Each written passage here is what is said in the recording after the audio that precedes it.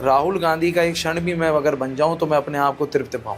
राहुल जी ने जो मुद्दा पकड़ा है और जो एक अगला एक्सप्लोजन होगा बड़ा इलेक्शन कमीशन ऑफ इंडिया के सर पे, वो हरियाणा का होगा। नितिन सिंगला के लिए कांग्रेस क्या है? मेरे लिए कांग्रेस सुबह उठना कांग्रेस, सोना कांग्रेस, खाना कांग्रेस, जागना कांग्रेस, मंदिर कांग्रेस, पिता कांग्रेस, माता कांग्रेस, भाई कांग्रेस, बहन कांग्रेस। बीजेपी की गुटबाजी, सरकार में रहते हुए गुटबाजी, वो सामने उजागर है। कांग्रेस कुछ भी नहीं है उसके सामने। आपको नहीं लगता कि ऊपर जो मेहनत चल रही है राहुल गांधी की, वो मेहनत नीचे की गुटबाजी खराब कर रही है? कोई भी राजनीति, कोई भी प्लेटफॉर्म, चाहे वो राजनीति का हो, चाहे समाज सेवा का हो, चाहे वो इंडस्ट्री का हो, चाहे वो फैक्ट्री का हो, चाहे व्यापार का हो, यहाँ तक कि एक वर्कर का भी हो जी। एक इंडस्ट्री को खड़ा करने में, एक बिल्डिंग को बनाने में और राजनीति को खड़ी करने में, किसी पार्टी को खड़ा करने में, मैं ये समझता हूँ कि यूथ का एक बहुत बड़ा रोल है। तो कांग्रेस के लीडर्स जो हैं जमीन पे क्यों नहीं देख रहे हैं, जनता के बीच क्यों नहीं देख रहे हैं? पार्टी का इंटरनल मैटर है, पार्टी को कुछ समय लग सकता है, लेकिन देर आए दुरुस्त आए वाला काम जरूर होगा। और वो एक फॉर्मल सिर्फ अनाउंसमेंट है जो होनी है। 2025 में भी यही बोला गया था कि बीजेपी का खात्मा तय है और रिजल्ट सबके सामने है। जी, एक बहुत बड़ा मुद्दा है जो राहुल जी उठा रहे हैं। हरियाणा के अंदर भी आपके सामने आने वाले समय में ऐसा एक्सप्लोजन आएगा, ऐसी चीजें आएंगी कि मीडिया भी दंग रह जाएगी, लोग यहाँ के फरीदाबाद के, पूरे हरियाणा के दंग रह जाएंगे कि क्या इस तरीके से भी वोट चोरी की जा सकती है। बहुत नमस्कार, आपको स्पीक बोल्ड इंडिया में फिर से आपका स्वागत है। बिहार चुनाव आने को हैं और ऐसे में राजनीतिक गलियारों में हलचल तेज होना स्वाभाविक है। और इसी बात पर, इसी चर्चा पर बात करने के लिए आज हमारे साथ नितिन सिंगला मौजूद हैं। फरीदाबाद से यूथ कांग्रेस के पूर्व जिलाध्यक्ष भी हैं और हरियाणा प्रदेश कांग्रेस कमेटी के इस समय प्रदेश प्रवक्ता भी हैं। नितिन जी, सबसे पहले बात मैं करूंगा आपसे आपकी पॉलिटिकल जर्नी जी, कि कैसी रही, आप कैसे आए, कौन इंस्पिरेशनल रहा, किसको आदर्श माना? देखिए, सबसे पहले तो राजनीतिक जीवन की शुरुआत जब ही हो गई थी जब पिताजी ने पहली बार 94 में काउंसलर का इलेक्शन लड़ा था और वो नगर निगम के हरियाणा के सबसे कम उम्र के पार्षद चुन के आए थे। तो बहुत छोटी उम्र थी, जब 6-7 साल की उम्र थी। तो जब से घर में राजनीति देखी और प्रेरणा निश्चित रूप से हमेशा पिताजी रहे और उनके काम करने का तरीका बिल्कुल बेबाकी से लोगों के काम कराना, दिलेरी से लोगों के काम कराना, अपनी बात को मजबूती से रखना, अधिकारियों से लोगों के काम निकालने की क्षमता और लोगों को हर समय उपलब्धि महसूस कराने की जो ताकत उनसे सीखी और किस तरीके से उन्होंने लोगों की सेवा करी वो देखा 94 से अब तक।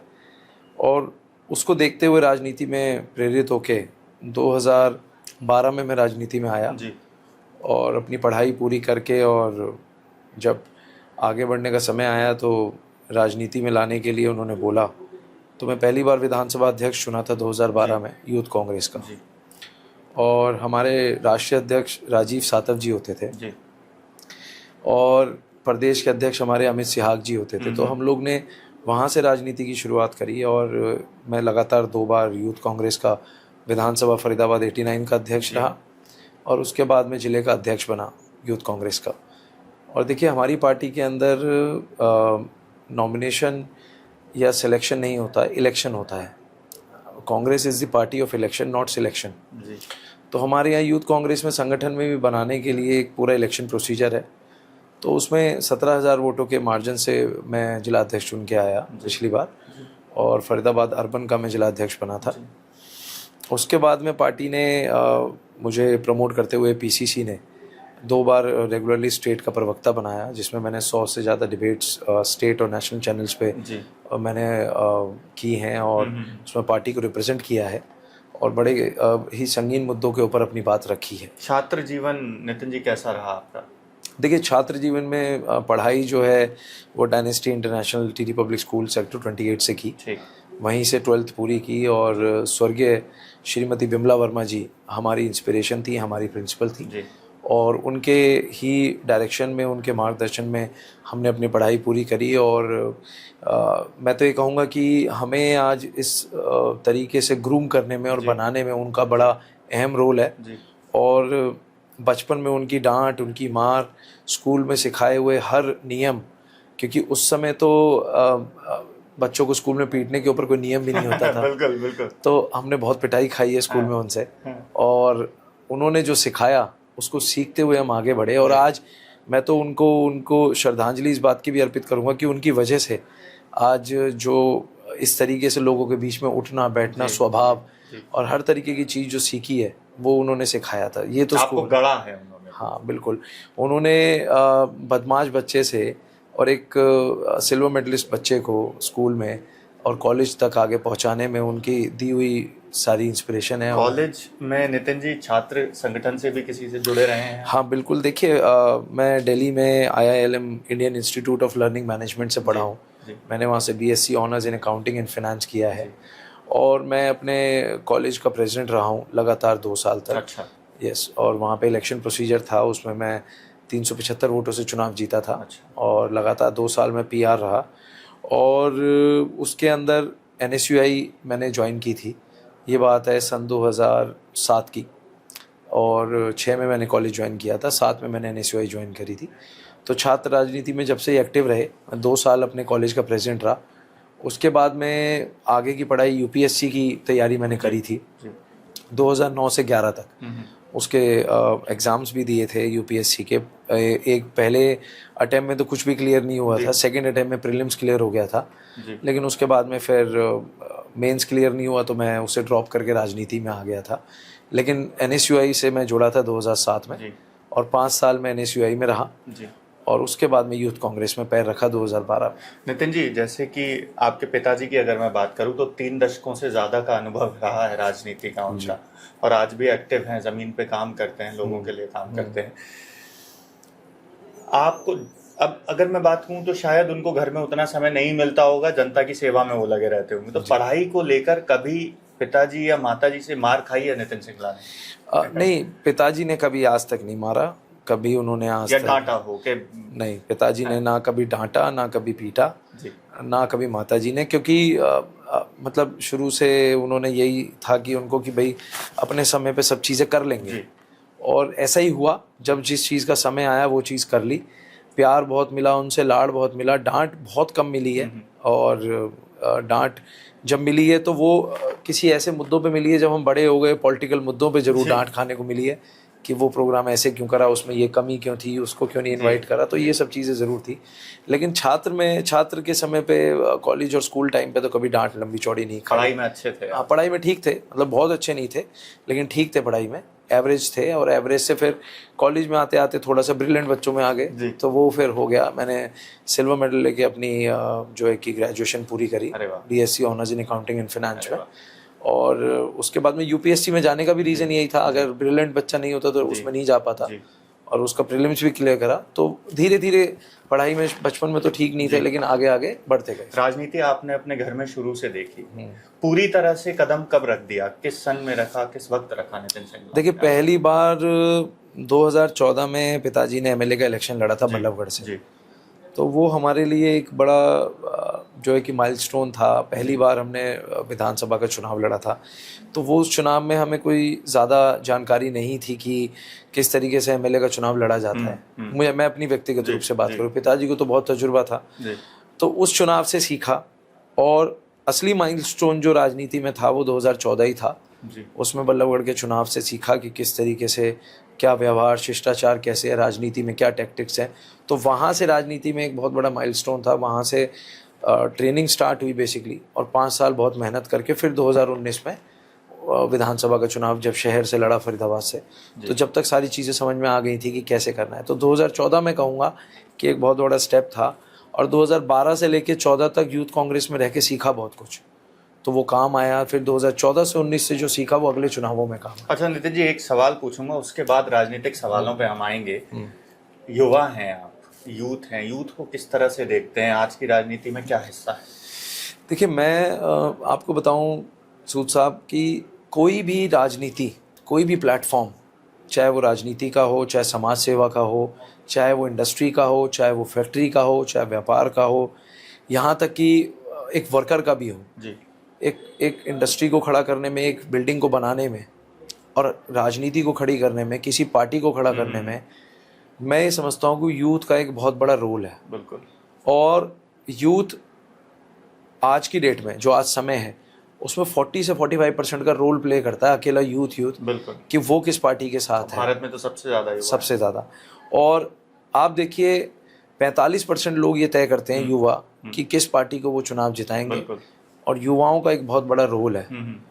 और देखिए हर 5 साल में या हर साल में 18 से 25 साल के जो नए वोटर ऐड होते हैं, बिल्कुल। उन वोटर्स का ऐड करना और उनकी वोट का एक बहुत बड़ा मायना है। इसीलिए यूथ के साथ चलना और यूथ को अपने साथ लेके चलना बहुत ज़रूरी है। उनके सेंटिमेंट को समझना, उनकी मांग को समझना। जनरली हम लोग बात करते हैं मूलभूत सुविधाओं की, सड़कों की, पानी की, सीवरेज की, पार्क्स की, लेकिन यूथ के मुद्दों पे बहुत कम लोग बात करते हैं कि यूथ को क्या चाहिए। तो मेरे को लगता है कि चाहे वो बीजेपी है, चाहे वो कोई भी और पार्टीज हैं, उन्होंने जो अब इस समय शासन में है, उन्होंने यूथ के मुद्दों को समझने की कोशिश बहुत अच्छे से की है। यूथ ज्यादातर उसी तरफ है उनके साथ, ऐसा क्यों? देखिए मैं बताता हूँ उसका रीज़न क्या रहा। कि मैंने कहा आपको, जो 18 साल से 25 साल का जो नया वोटर आता है, वो नए वोटर को ये समझने में कि वो अपना पहला वोट किसको दे, वो पहला एक्सपीरियंस जो है ना, वो समझने की जो क्षमता है, वो जब डिसाइड होती है जब वो उस वोट को देने के बाद के रिजल्ट पे पहुंचता है कि उसके बाद आउटकम क्या निकला। तो जो नया वोटर है अभी, तो वो इस चीज़ को लेके कंफ्यूज्ड है कि उन्होंने अगर बीजेपी को वोट दिया है तो क्या वो सही दिया है कि गलत दिया है। और यही रीज़न है कि आज देश में बेरोजगारी और अनएम्प्लॉयमेंट बहुत ज़्यादा है। तो आज पीएम मोदी का जन्मदिन है, कांग्रेस तो मनाती है बेरोजगारी दिवस को। देखिए निश्चित रूप से मैं अपनी तरफ से, अपनी पार्टी की तरफ से, मैं आदरणीय प्रधानमंत्री नरेंद्र मोदी जी को उनके जन्म दिवस की ढेरों शुभकामनाएं आज देता हूं। परंतु देखिए कांग्रेस को कोई शौक नहीं है उनके जन्मदिन को इस तरीके से प्रेजेंट करने का, लेकिन उनकी की हुई गलतियों की ही ये देन है। आदरणीय मोदी जी ने ही घोषणा की थी कि हर साल 2 करोड़ युवाओं को वो रोजगार देंगे, और आज इन बातों को कहते कहते 11 साल हो गए हैं, तो 22 करोड़ हो गए।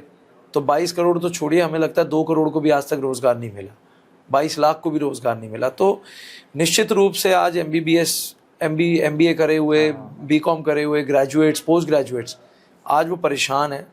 किसी को 20,000 की सैलरी मिल रही है, किसी को 25,000 की, किसी को मिल ही नहीं रही है। तो अनएम्प्लॉयमेंट एक बहुत बड़ा मुद्दा है जिसको लेके बीजेपी की तरफ से आज तक कोई जवाब नहीं आता।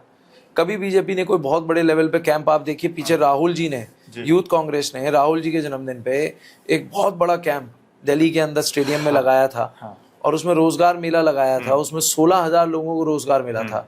तो क्यों बीजेपी ना, और क्यों प्रधानमंत्री इसके ऊपर फोकस नहीं कर रहे हैं? तो ये डिप्रिवेशन है एक पूरे यूथ का। इसीलिए आज देश का हर युवा जो है, आप देखिएगा शाम तक कांग्रेस पार्टी का हर युवा आज सड़कों पे होगा और वो बेरोजगारी दिवस बनाएगा शांतिपूर्ण तरीके से, अपने तरीके से। ये आज ही क्यों? मतलब कांग्रेस को तो मुझे लगता है कि मुद्दों पे बात करते रहना चाहिए, जमीन पर नेता दिखने चाहिए। कांग्रेस के नहीं दिख रहे हैं या मुद्दों पे बात नहीं कर पा रहे हैं, क्या इश्यूज कहाँ हैं? नहीं देखिए, अपनी जमीन क्या तलाश नहीं पा रही है कांग्रेस? क्या नहीं देखिए, ऐसा है, राहुल जी ने आज जिस तरीके से देश के अंदर हर मुद्दे के ऊपर लौ जलाई है, वो हमारे लिए प्रेरणा का काम है। और कांग्रेस का हर नेता, चाहे वो बड़ा हो, चाहे यूथ हो, चाहे महिला हो, NSUI हो, सेवा दल हो, महिला सेवा दल हो, इंटेक हो, और हमारे जितने भी फ्रंटल ऑर्गेनाइजेशंस हैं, सभी लोग मिलके हर मुद्दे को बड़ी गहनता से उठा रहे हैं, काम कर रहे हैं।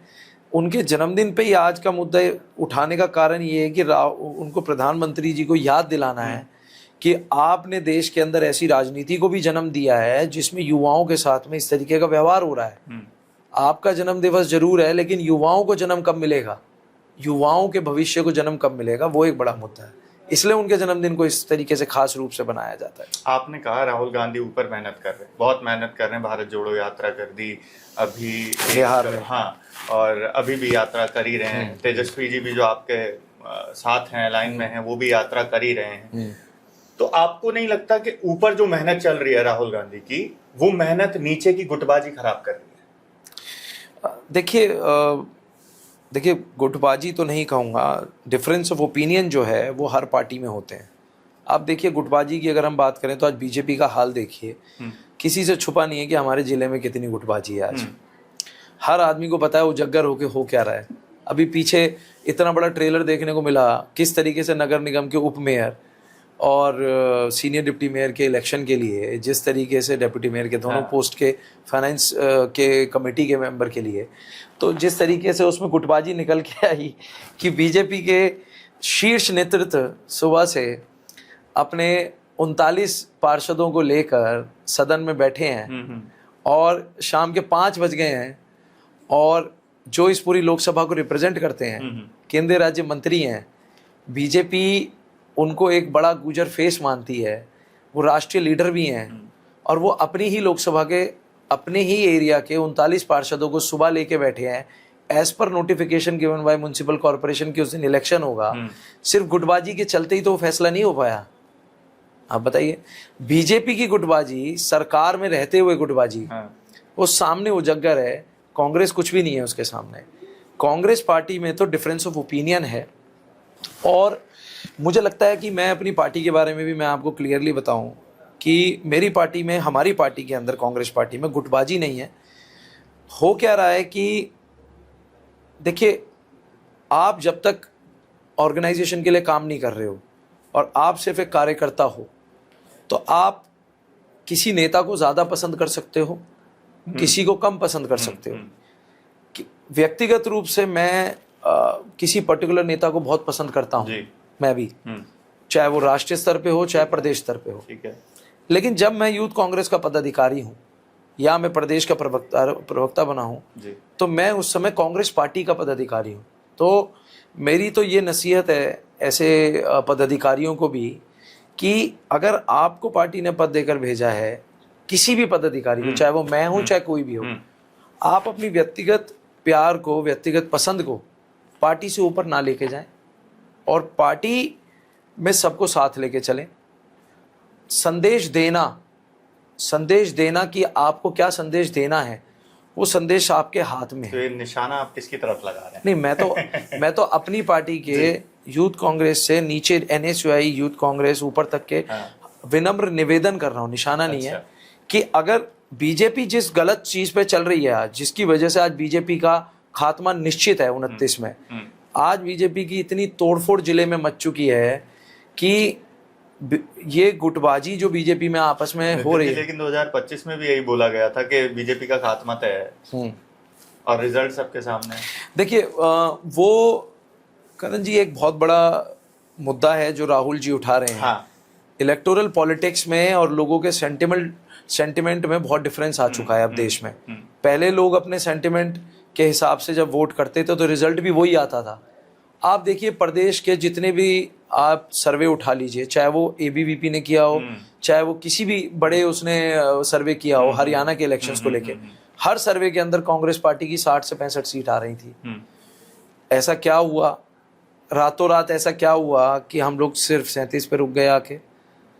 उसका कारण ये है कि राहुल जी ने जो मुद्दा पकड़ा है, और जो अगला एक्सप्लोजन होगा बड़ा इलेक्शन कमीशन ऑफ इंडिया के सर पे, वो हरियाणा का होगा। बड़ी खबर दे रहे हो आप। बड़ी बात है ये। मैं आपको आज बताने जा रहा हूँ कि राहुल जी की टीम, कांग्रेस पार्टी की समस्त टीम, हर उस स्टेट के अंदर माइक्रो मैनेजमेंट कर रही है जहाँ पे इलेक्शंस हुए हैं, कि हमारी हार के कारण क्या है। अपनी कमियों को ढूंढने में कोई बुराई तो नहीं है, बिल्कुल नहीं है। लेकिन जब वो कमियां ढूंढी गई तो पता लगा कमी हमारे सिस्टम में या लोगों के वोट करने में नहीं था, कमी तो कहीं और ही थी।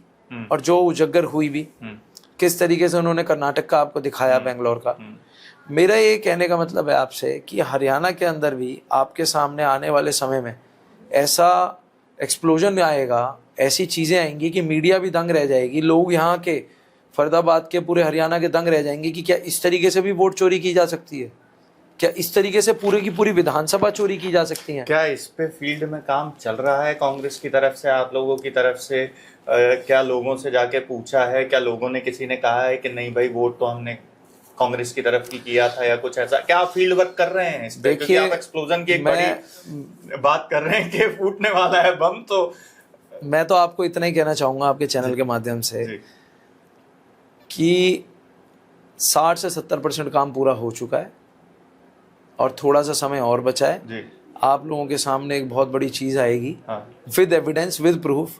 इलेक्शन कमीशन कितना ही मुंह छुपा ले, जी, कितना ही यहाँ के अधिकारी मुंह छुपा लें, जिनके नेतृत्व में ये इलेक्शंस हुए हैं, उनको अब कोर्ट, हमारी माननीय न्यायालय से कोई नहीं बचा क्योंकि सकता। ऐसा ही सेम मुद्दा फरीदाबाद में उठ चुका है बल्लभगढ़ से, जो कांग्रेस प्रत्याशी चुनाव लड़ी थी पराग शर्मा जी, उन्होंने भी ये मुद्दा उठाया है वोट चोरी का, वो डॉक्यूमेंट्स लेके भी।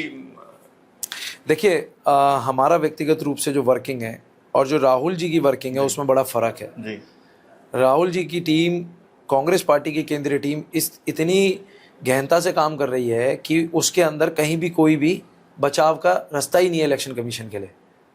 और जब वो सर्वे, तो रिटर्न हलफनामा मांग रहा है। हाँ वो तो मांगना उसका अधिकार है। मतलब चोर थानेदार से कह रहा है कि तुम मुझे लिख के दो कि मैं चोर हूँ। मतलब सबसे बड़ी बात यह है कि इतने एविडेंस देने के बाद में आखिरकार बीजेपी की तरफ से हाँ। कोई सामने आकर ये जवाब क्यों नहीं देता है कि हाँ ये सही है कि गलत है।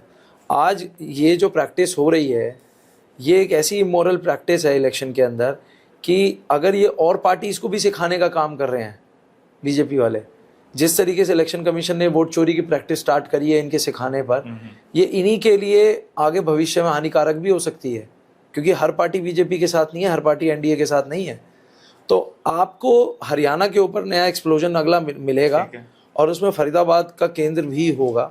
तो अगर हम ये कहें कि अब गलती ईवीएम की नहीं है, अब मुद्दा वोट चोरी का है। मुद्दा वोट चोरी का है। और जो लोग ये कहते हैं कि भाई इलेक्शन हारने के बाद में कांग्रेस ये कहती है कि भाई रोने लगते हैं कि ईवीएम ईवीएम ईवीएम, तो वहाँ कैसे जीत गए, पृथला में कैसे जीत गए, आपको हर चीज़ का जवाब हम लोग देंगे कि हम लोग कैसे कहाँ जीते और कैसे कहाँ हारे, हर चीज़ का। और जहाँ जीते हैं तो वहाँ भी मार्जिन कैसे कम किया गया हमारी जीत का, चाहे वो पृथला हो चाहे वो हथीन हो। हाँ, क्योंकि सवाल तो बनता है जब भी चुनाव आया या कांग्रेस हारी तो हर बार मुद्दा उठा ईवीएम का, इस बार नया मुद्दा उठा वोट चोरी का। आप देखिए मैं एक आपके चैनल के माध्यम से सिर्फ एक चीज़ छोड़ के जा रहा हूँ। हाँ।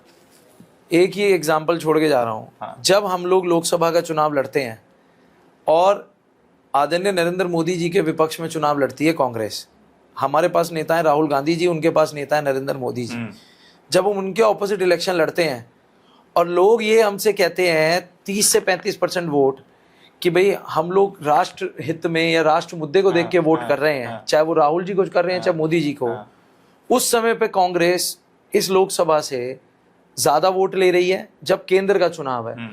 और जब विधानसभा में वो लोग यहाँ पे मनोहर लाल खट्टर जी और नायब सैनी जी से तंग थे तो लोगों का यही था कि स्टेट में तो हमें बदलना ही है, चाहे हम केंद्र में ना बदल पाए।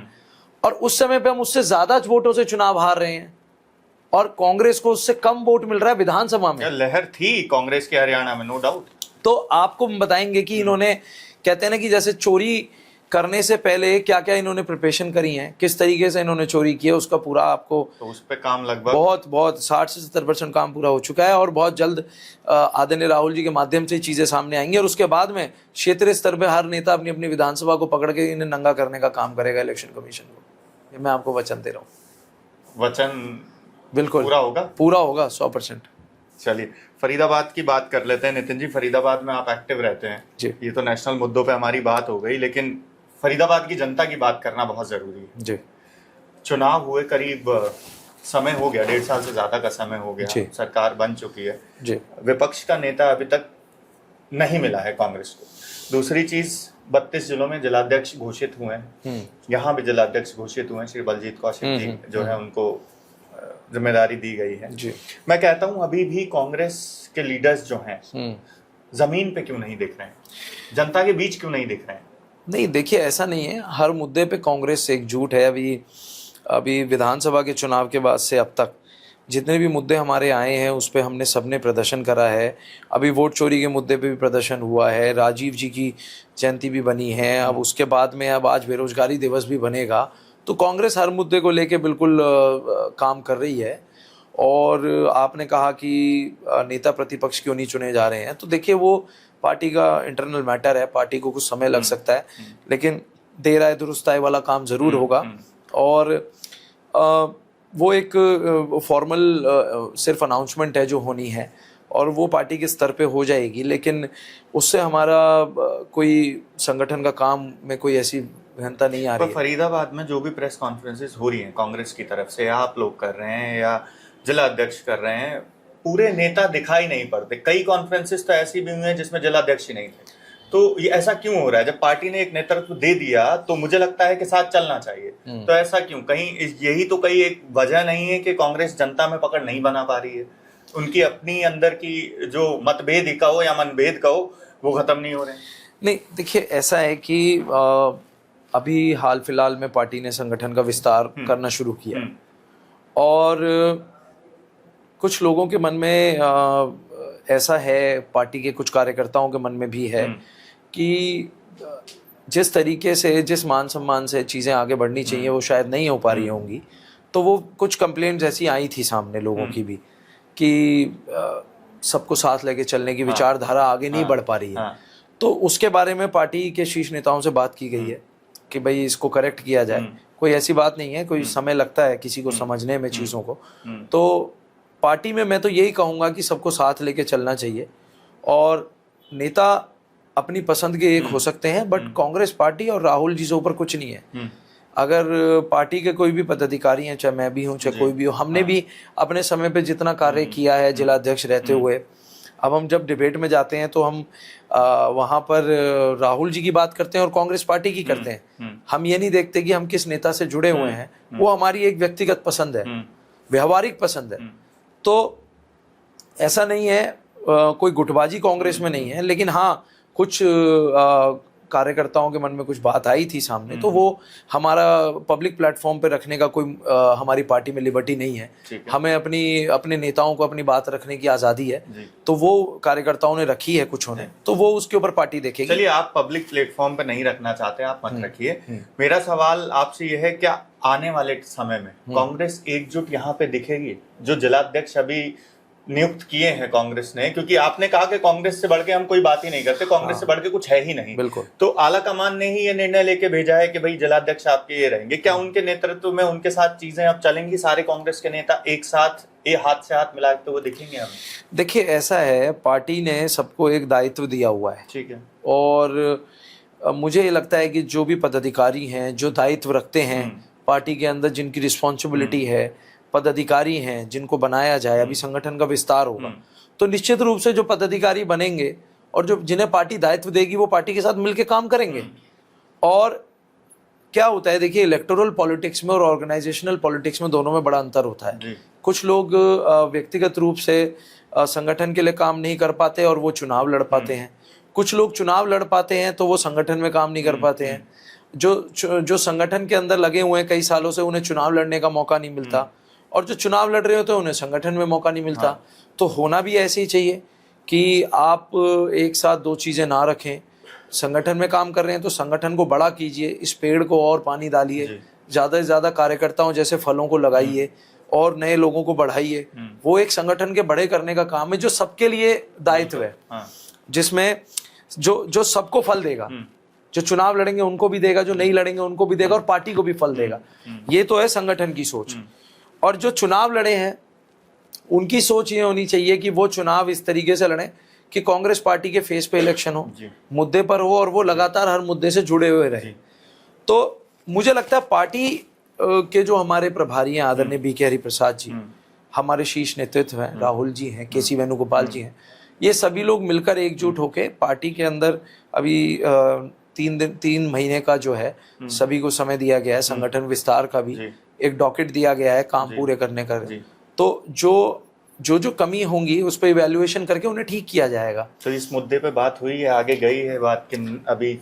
मैंने सुना है कि कुछ कार्यकर्ता ने अपनी बात रखी है कि कहीं कहीं पे कुछ कमियां हैं और कहीं कहीं पे लोगों को साथ लेने की कुछ कमियां रही हैं, लेकिन वो कोई इतना खास बड़ा मुद्दा नहीं है, हर पार्टी में होता है और वो समय रहते सब चीज़ें करेक्ट हो जाती हैं और व्यवहार के अंदर सारी चीज़ें ठीक होनी चाहिए। तो भविष्य में कांग्रेस पार्टी में आपको आज बता रहा हूँ जिस तरीके से संगठन का विस्तार हो रहा है, और बीके हरिप्रसाद जी हमारे ऐसे प्रभारी हैं कि यही वो प्रभारी थे जिस समय पे वो संगठन बना के गए थे हरियाणा का। बहुत ही अपनी बात को लेके एडमेंट हैं, डिसिप्लिन्ड हैं, उन्होंने अपनी बात को मजबूती से रखना और उनकी बात को काटने का दम शायद ही प्रदेश की किसी लीडरशिप में है। अच्छा, यस, वो अपनी बात को बिल्कुल फेयरली रखते हैं। हमने उनके काम करने का तरीका देखा है। वो जब 2010, 11, 12 में यहाँ पर थे, संगठन वो विस्तार करके गए थे और जब उनके समय पे संगठन बना था तो वही संगठन हमारे आदरणीय उस समय के नेता अध्यक्ष अशोक तंवर जी के द्वारा उसको भंग किया गया था, जो अब तक बन नहीं पाया। तो आज बीके हरिप्रसाद जी का एक ही कहना है कि मैं यहाँ पर संगठन बनाकर छोड़ूंगा और किसी भी डिफिकल्टी को मैं बीच में नहीं आने दूंगा। तो ये बड़ी अच्छी सोच है और उसी डिसिप्लिन की वजह से मुझे लगता है कि ये जिलाध्यक्ष बन पाए हैं और आगे भी ब्लॉक के अध्यक्ष बनने हैं, जिले की कमेटी बननी है, प्रदेश की कमेटी बननी है, पीसीसी प्रेसिडेंट बनना है, उसके बाद प्रभारी नियुक्त होने हैं। एक पूरा आप देखेंगे कि किस तरीके से कांग्रेस एक बहुत बड़ा पेड़ बन जाएगी अगले 4 सालों के अंदर। और मैं व्यक्तिगत रूप से ये बताऊंगा आपको कि हम लोग जब भी इलेक्शन हारे हैं तो उस इलेक्शन के हारने में 60 से 70% रोल संगठन की कमी का था। कैसी कमियां?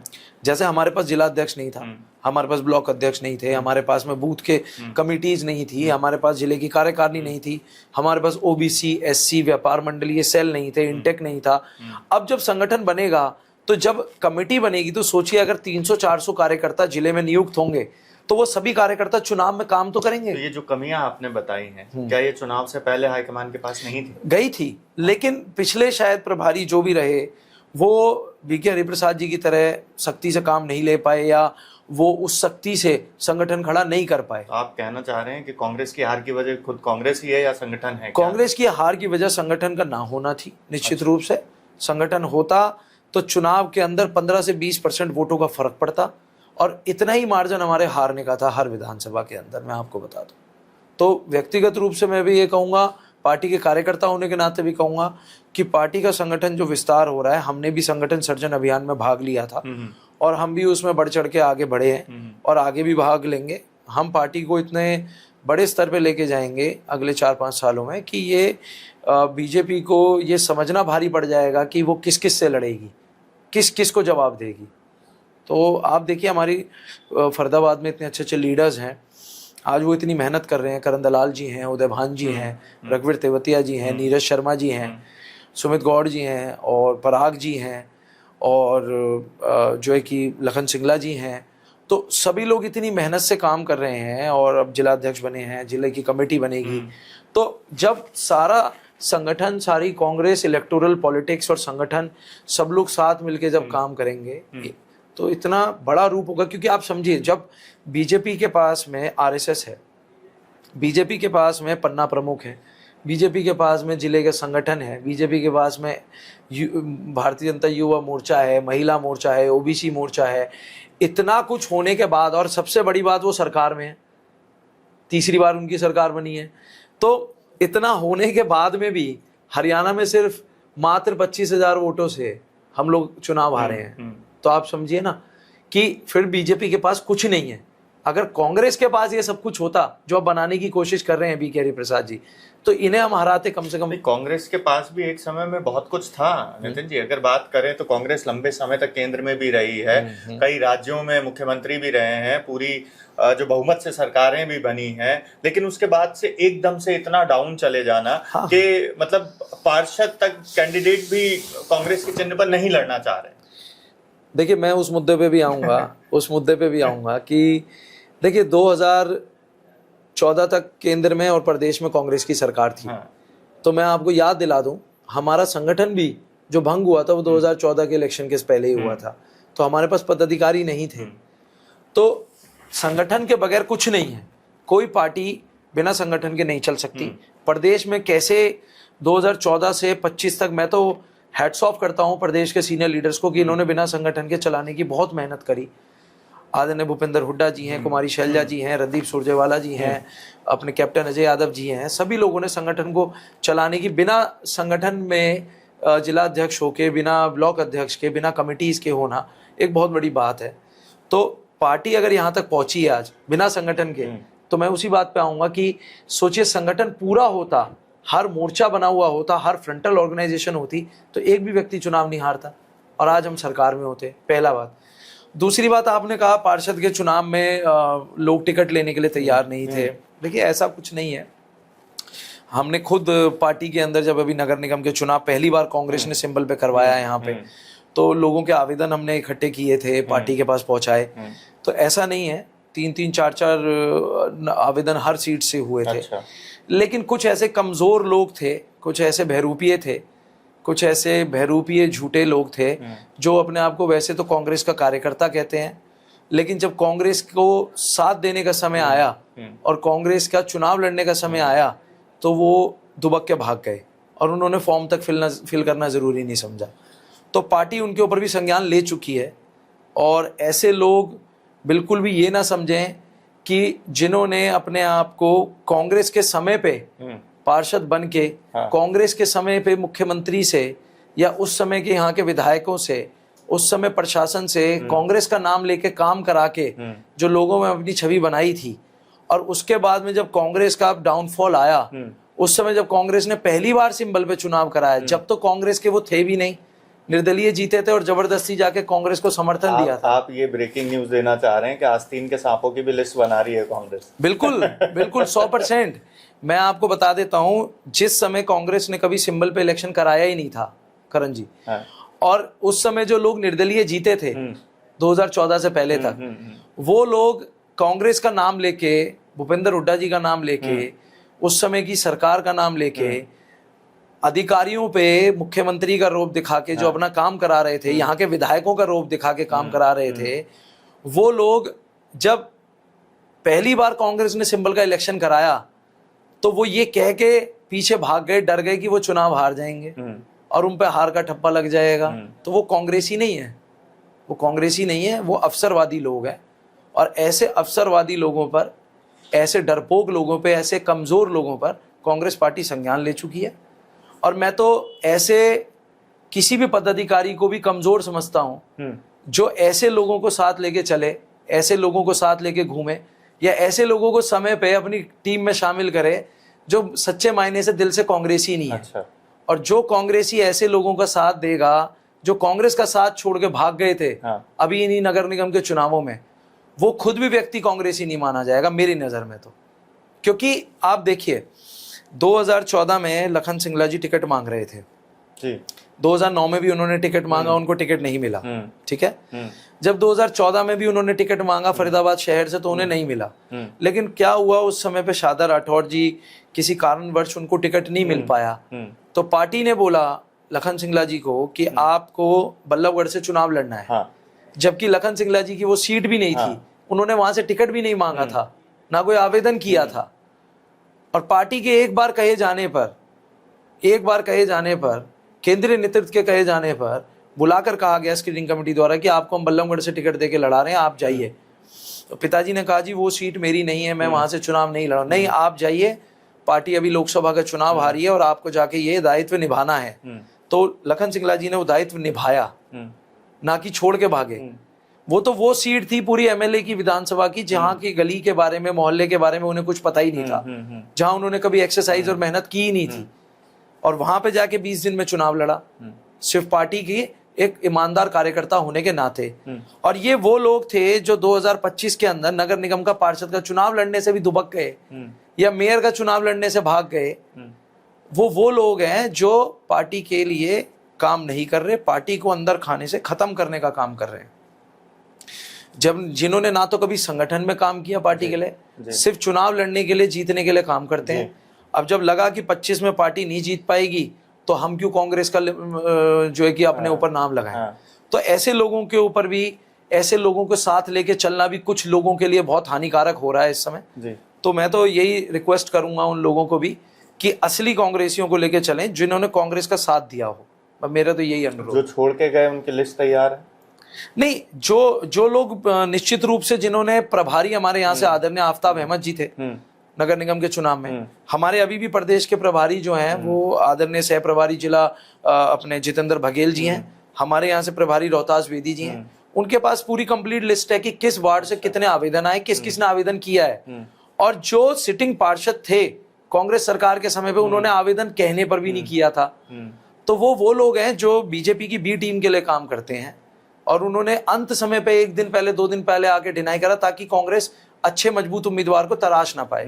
लास्ट तक वो ये कहते रहे हम चुनाव लड़ेंगे कांग्रेस की टिकट पे, लेकिन जब समय आया तो 2 दिन पहले मना कर दिया, और जो अच्छे लोग थे जो लड़ सकते थे उनकी जगह पे, उन्हें मौका नहीं मिल पाया। आप देखो, इसको मैं थोड़ा सा चेंज करूंगा। नितिन जी, आप कह रहे हैं कि कमजोर लोग थे, कुछ ऐसे लोग थे जो नहीं आए कांग्रेस के साथ, जब जरूरत थी कांग्रेस को वो मुड़ गए। हाँ। एक बात ये भी होती है कि आदमी जो होता है ना, वो धारा के साथ चलता है, समय के साथ चलता है। ठीक है, उन्होंने समय देखा कि कांग्रेस का नहीं था, उन्होंने अपनी जमीन बचाने के लिए शायद वो इस तरफ आ गए। तो वो कौन सी जमीन? वो कमजोर कैसे हो गए? देखिए करण जी, जमीन है पार्टी, आपको तय करना है कि क्या है, आप पार्टी के साथ हैं या आपकी अपनी व्यक्तिगत जमीन है। अगर आपकी व्यक्तिगत जमीन है तो आप जाइए निर्दलीय राजनीति कीजिए। अगर आप पार्टी से जुड़े हुए हैं तो आप पार्टी से ऊपर नहीं हो सकते, कांग्रेस पार्टी से ऊपर। कांग्रेस पार्टी अगर मुझे फोन करके कहती है, मुझे बुला के कहती है कि आपको इस मोहल्ले के अध्यक्ष का भी चुनाव लड़ना है तो मैं लड़ूंगा, सरपंच का लड़ना है तो मैं लड़ूंगा, नगर निगम का लड़ना है तो मैं लड़ूंगा, मेयर का लड़ना है तो लड़ूंगा, एमएलए का यहाँ से 300 किलोमीटर दूर जाके भी लड़ने कहेगी तो लड़ेंगे। हार जीत मैटर नहीं करती, पार्टी का दायित्व है, हमें पार्टी की रिस्पॉन्सिबिलिटी को, दी हुई ड्यूटी को निभाना है। और जो लोग पार्टी से ऊपर अपने आप को और अपनी जमीन को, जैसा आपने अभी कहा कि अपनी जमीन बचाने के लिए, तो इसका मतलब वो पार्टी को कुछ नहीं समझते। और कुछ नेता ऐसे हैं, ऐसे ढकोसलेबाज लोगों को हवा देने में लगे हुए हैं, तो वो ही उनके भी पतन का कारण बनेंगे, क्योंकि कांग्रेस जिसके ब्लड में है वो कभी कांग्रेस को नहीं छोड़ सकता। तो मैं ये चाहता हूं कि पार्टी ने संज्ञान ऑलरेडी लिया है, और नहीं ऐसा कभी जीवन में होगा कि ऐसे गलत लोगों को आगे। चलिए आखिरी सवाल पूछेंगे नितिन जी, नितिन सिंगला के लिए कांग्रेस क्या है? मेरे लिए कांग्रेस, सुबह उठना कांग्रेस, सोना कांग्रेस, खाना कांग्रेस, जागना कांग्रेस, मंदिर कांग्रेस, पिता कांग्रेस, माता कांग्रेस, भाई कांग्रेस, बहन कांग्रेस। हम कांग्रेस पार्टी में थे, हैं, और इसी झंडे में लिपट के जब तक जीवन है, जब तक रहेगा, और उसके बाद लिपट के इसी में जाएंगे। हमारे लिए पार्टी से ऊपर कुछ नहीं है। पार्टी को दायित्व दे तो, दायित्व ना दे तो, हमने पार्टी के लिए काम करना है, करते रहेंगे जीवन भर। हमें बहुत से जीवन में ऐसे अवसर मिले हैं जिन अवसरों में हमें दूसरी पार्टियों ने भी बुलाकर कहा, आकर कहा, लोभ लालच दिए, पद के दिए, चेयरमैनी के दिए, ये दिए, टिकट के दिए, लेकिन हमारे पिताजी का एक संकल्प है दृढ़ कि वो जिस कांग्रेस पार्टी के परिवार से जुड़े हुए हैं वो जीवन में उसे नहीं छोड़ेंगे। और नितिन सिंगला के लिए राहुल गांधी क्या है? देखिए, राहुल गांधी का एक क्षण भी अगर मैं बन जाऊं, राहुल गांधी का एक क्षण भी मैं अगर बन जाऊं तो मैं अपने आप को तृप्त पाऊं। राहुल गांधी जो आज हैं, राहुल गांधी जो कहते हैं, जो वो करते हैं, वो उनके जैसा निडर नेता अगर दूसरा कोई मैंने देखा तो मेरे पिता श्री लखन सिंगला जी को। वो व्यक्ति जो बात आज से 4 साल पहले कहते हैं वो आज हुई। उन्होंने जीएसटी के विरुद्ध बोला, आज बीजेपी ने जीएसटी को रोल बैक करा। उन्होंने नोटबंदी के विरुद्ध बोला, बीजेपी ने 2000 के नोट को, नोटबंदी को रोल बैक करा। उन्होंने कहा था कि कोविड आएगा, एक ऐसी आपदा फैलेगी कि देश को बचाना भारी पड़ जाएगा, बीजेपी ने नहीं सुना, कोविड आया, हजारों लाखों लोगों ने अपनी जान खोई, बीजेपी सोती रही। राहुल जी जो कहते हैं, जो करते हैं, उसमें एक बात में दम होता है। अरबों करोड़ों रुपए उनकी मीडिया में, उनकी सोशल मीडिया पे छवि को खराब करने के लिए बीजेपी ने अपने आईटी सेल की यूनिवर्सिटी से खर्च करे हैं, उनको, उनकी छवि को खराब दिखाने की कोशिश की है। लेकिन देश का जो अब मतदाता है वो समझ रहा है कि एक व्यक्ति अकेला 3000 किलोमीटर चल के और जनता के बीच में हर जाति, हर बिरादरी, 36 बिरादरी, गरीब, मजदूर वर्ग, चाहे वो व्यवसायी हो, मजदूर हो, किसान हो, चाहे वो सड़क चलता, राह चलता, पटरीदार हो, चाहे वो रेहड़ी वाला हो, हर व्यक्ति के बीच में पहुंचने का काम राहुल जी ने किया। राहुल जी ने इस भारत देश की मल्टीकल्चरल सोसाइटी के बीच में, हर भाषा के बीच में जाके, उसी भाषा के लोगों के बीच में रहकर, उनके बीच में बैठकर हर तरीके का उनका दुख साझा करने का काम किया।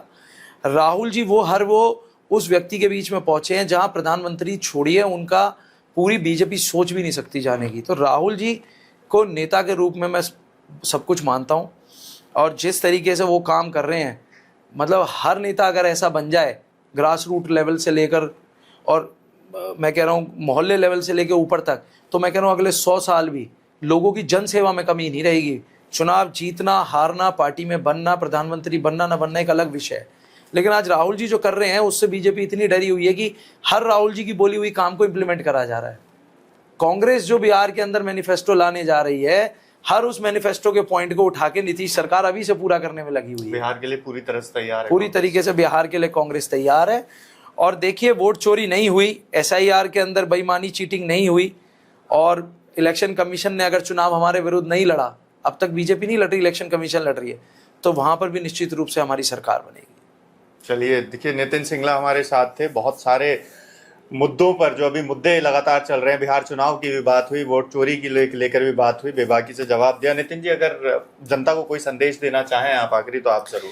देखिए, मैं तो एक यही अपील करना चाहूँगा कि फरीदाबाद के अंदर, यहीं के बारे में मैं कहना चाहूँगा सबसे पहले तो, कि फरीदाबाद के अंदर आज ज़रूरत है कि हम लोग यूथ को, बुज़ुर्गों को, गरीबों को, कॉलोनियों को, स्लम को, सेक्टर्स को, गाँव को, तहसील को, हम इन एरियाज़ को समझें, लोगों की मांग को समझें। एक बहुत बड़ा मुद्दा है हमारे फरीदाबाद में, कहीं पे भी आवारा पशुओं को लेकर अभी तक बीजेपी सरकार ने कोई काम नहीं करा है। सरकार ने कोई उनके पशुपालन का कोई काम नहीं करा है। हमारे सोसाइटीज़ के अंदर या जो लोग सेक्टर्स में रह रहे हैं, वो जैसे थे, जैसे कांग्रेस के समय पे थे, वैसे ही अब तक छूटे हुए हैं।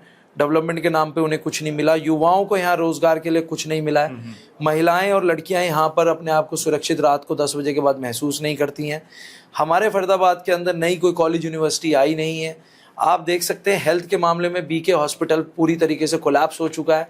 आप देखिए किस तरीके से जो वहाँ पर आंदोलन चल रहा था रेफर मुक्त का, उसका टेंट उखाड़ दिया गया और आज ज़बरदस्ती दबाव घेर के सतीश जी को बैठाया जा रहा है, उसको बंद करने की कोशिश की जा रही है। आप देखिए यहाँ पर मजदूरों को और किसानों को लगातार उजाड़ने की कोशिश की जा रही है। शर्म आनी चाहिए भाजपा की सरकार को। फरीदाबाद के इतने गांव डूब गए, पलवल तक के गांव डूब गए, और मुख्यमंत्री ने एक बार यहाँ विजिट करना भी जरूरी नहीं समझा। इतने सारे मुद्दे आपने गिना दिए नितिन जी फरीदाबाद के, पर मैं ये कह रहा हूँ, इन मुद्दों को लेकर सड़कों पे कब आएगी कांग्रेस? देखिए, कांग्रेस निश्चित रूप से सड़कों पर है। अभी जब इनके किसानों की जमीन जब पानियों में डूबी, हम लोग वहां पर सड़कों पर थे। आज बेरोजगारी का मुद्दा है, हम सड़कों पर हैं। आगे जो भी मुद्दा कांग्रेस के पक्ष में आएगा, जो भी हमें दिखाई देगा लोगों की, जनता के पक्ष में उठानी चाहिए, हम उसके पक्ष में उठाएंगे। चाहे हमें ये गिरफ्तार करें, चाहे हमें भीतर डालें, चाहे हम पे मुकदमे लगाएं। चलिए, तो ये थे हमारे साथ नितिन सिंगला, और अगले पॉडकास्ट में नए गेस्ट के साथ फिर से आप सभी के साथ मुलाकात होगी। धन्यवाद।